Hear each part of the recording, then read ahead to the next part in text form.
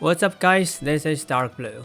Now we have come to the Wind Country. Starting from this chapter, giant monsters will become more and more common, and your old elfin raining slash strategies will become less and less efficient. Now, Kisara shall be your salvation. In this video, I will introduce how to utilize Kisara to make giant monsters much easier. So don't forget to like and subscribe, and let's begin. Kisara's mechanics are centered at her defense. She is good at attracting enemies' attention, making it safe for her teammates to do damage. But Kisara herself can also do great damage if used correctly. According to her passive abilities, the most suitable playstyle for Kisara should be blocking enemies' attack and then fight back. By blocking, Kisara can get damage bonus, so this is necessary.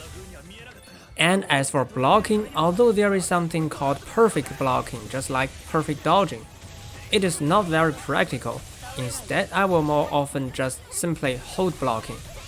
Now let me give you some recommended arts. There are 3 1AG skills: Lion's Howl, a charging attack, Igneous Discharge, a close range skill, and Crescent Moon, an AoE attack. Also, there are 3 2AG skills that can be seen as the upgraded version of the former 3: Maximum Burst, Slag Assault, and Lunar Arc. And since Kisara moves more slowly than other characters as she cannot dodge on the ground, I will also equip Piercing Roar as a way of movement. These skills are good for both manual and auto. Maybe you will want to adjust her auto skills as well, making sure she uses only these skills. All in all, when controlling Kisara, just hold block to wait for enemy to finish attacking, and then use the 3 powerful arts to fight back. Or when enemies get too far, use Piercing Roar. This seems a bit less efficient at present, but it's much easier to use than Elfin, as you don't need to worry about how to dodge. And in late game, with the support of Complete Accessory, Kisara's damage can also be considerable. At present, you have access to all 3 1AG arts, and it is feasible to unlock Maximum Burst at current stage. You need to only reach 600 proficiency in Power Strike. To do so, you can adjust Kisara's auto skills, making sure she can use only Power Strikes. So let me give you a summary. Now you should have 2 strategies. One is controlling Elfin, the other is controlling Kisara. During mobbings, I still recommend Elfin, but when fighting bosses and giant monsters, Kisara is usually a better choice.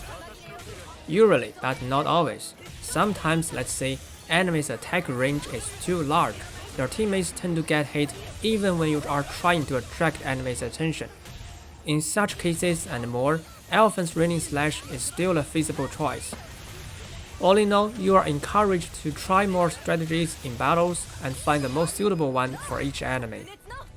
For example, in one chapter, the first giant monster you encounter should be this one. In this battle, I think controlling Kisara is easier. But when the boss reaches half health, there will emerge some mobs, and you'd better now change to Elfin to deal with these mobs. And there's some preparation you may want to make before first time you use Kisara. Here you can set the team strategy. Set the strategy as I do in order to make auto characters stay away from enemies to the best as they can. This should help. Next, let's talk about the Floating Bastion dungeon. You will meet a few giant monsters as mobs instead of bosses in this dungeon, and they can be troublesome. So if you have run out of CP, just use some CP recovery consumables. The final boss, Lord Almadria, is also hard, but in my opinion, a bit easier than Gunner Belt.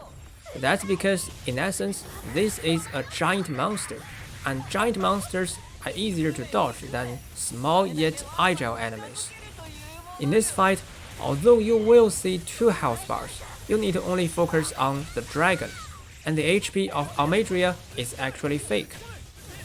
And when fighting this dragon, I feel it's easier to utilize Elfin, as it moves around pretty often, making Kisara less useful. Elfin's basic strategies are already familiar to you, so I'll focus on the boss's special moves. When the dragon reaches half health, Almadria will use a magic without casting time, so it may be hard to notice it, and it can be dangerous. Below half health, Almadria will spend a very long time casting a devastating magic. When it is finished, you will have a chance to use a special boost attack of Rainwell to stop it. But you have only a short time to do it, otherwise you will miss this chance, so be prepared. When the dragon is nearly dead, Almadria will repeat this magic, but this time without the chance to stop it, so you need to do damage as quickly as possible. All special moves being said, now this boss fight should be easier for you. So that's everything you need to pay attention to in Wind Country. Now if you like my story and if you want to join me into depth of games, just like and subscribe. Thanks for watching, see you around.